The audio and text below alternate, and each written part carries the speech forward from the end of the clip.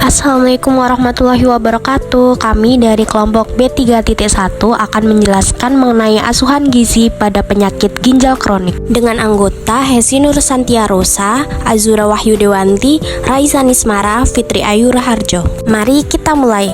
Apa itu penyakit ginjal kronik? Penyakit ginjal kronik adalah gangguan kerusakan pada ginjal yang progresif dan irreversibel dengan kemampuan tubuh yang gagal dalam mempertahankan metabolisme juga keseimbangan cairan, ditandai dengan penurunan kemampuan ginjal, penyaringan darah atau laju filtrasi glomerulus atau LFG.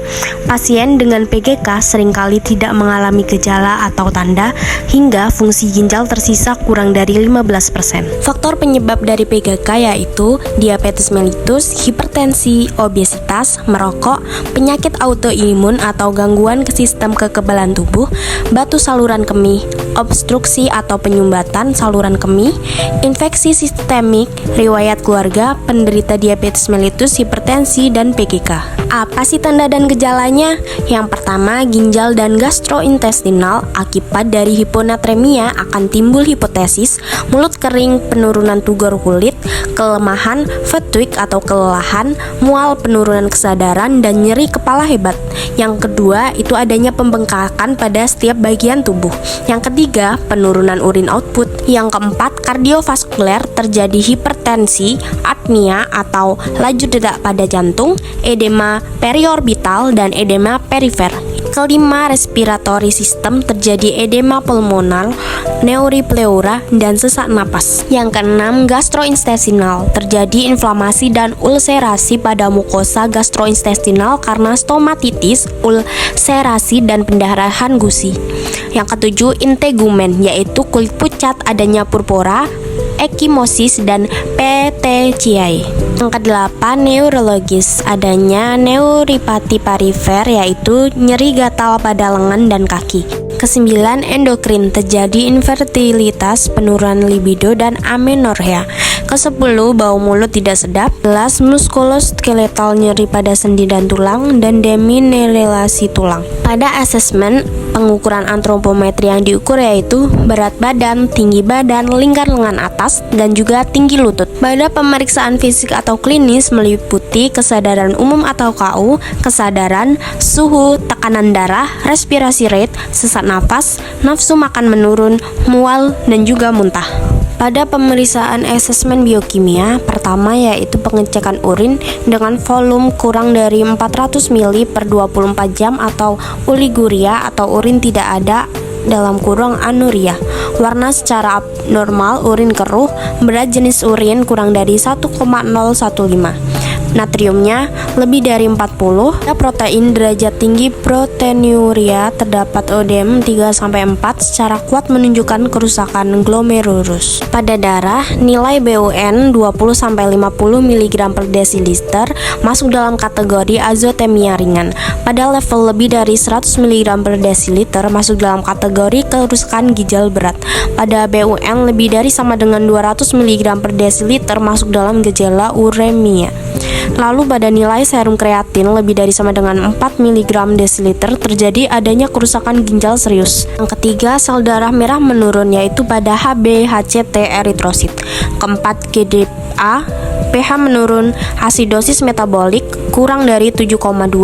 Yang kelima, kalium meningkat sehubungan dengan retensi sesuai pemindahan seluler atau asidosis. Keenam, kalium menurun. Ketujuh, protein atau albumin, kadar serum menurun, terjadi kehilangan protein melalui urin, perpindahan cairan, sintesa karena kurang asam amino esensial. Kedelapan, adanya osmolaritas serum, yaitu lebih dari 285, sering sama dengan urin. Dengan tujuan diet menjaga agar akumulasi produksi sisa metabolisme tidak berlebih, memberikan protein yang sesuai untuk menggantikan asam amino esensial dan natrium yang hilang dalam dialisat, mencegah defisiensi zat gizi dengan cara memenuhi kebutuhan zat gizi. Prinsip diet yang pertama, energi sesuai dengan kebutuhan pasien. Kedua, protein. Jika sebelum HD, pemberian protein rendah. Jika HD keto atau tidak rutin atau sesekali, itu pemberiannya dengan protein cukup. Jika sudah HD, pemberian protein tinggi. Ketiga, lemak cukup. Keempat, karbohidrat cukup. Kelima, Na dan kalium diberikan sesuai jumlah urin yang keluar. Keenam, pembatasan cairan. Syarat diet yang diberikan dengan pemberian energi sebesar 30-35 kilokalori per berat badan ideal pada pasien HD.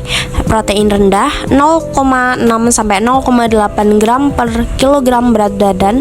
Protein cukup 10-15% dari total energi. Protein tinggi 1,2 gram per kilogram berat badan ideal.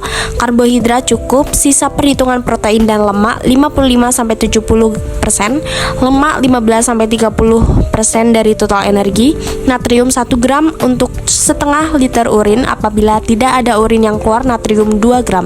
Kalium 40 mg per berat badan. Cairan yaitu jumlah urin 24 jam ditambah 500-750 ml. Bahan makanan apa saja sih yang dianjurkan? Bahan makanan yang dianjurkan yaitu pada karbohidrat ada nasi, bihun, mie jagung. Pada protein, telur, daging ikan, dan ayam. Pada lemak ada minyak jagung, minyak kacang. Pada sayur dan buah rendah kalium yaitu seperti brokoli, kubis, paprika, lobak, kelabu kuning, nanas, apel, anggur, dan juga semangka. Lalu, apa saja bahan makanan yang tidak dianjurkan atau dibatasi? Yaitu, pertama pada karbohidrat yang tidak dianjurkan untuk dikonsumsi seperti kentang, havermut, singkong, ubi jika hiperkalemia. Pada protein, kacang-kacangan, tahu, tempe. Pada lemak ada lemak hewan, minyak kelapa. Pada sayur dan buah tinggi kandungan kalium seperti bayam, pakcoy, ubi jalar, alpukat, pisang, durian, edamame, kacang putih, dan juga kacang hitam. Berikut daftar pustaka yang kami gunakan. Terima kasih, maaf bila banyak tutur kata yang kurang berkenan atau banyak kesalahan dalam tutur kata. Wassalamualaikum warahmatullahi wabarakatuh.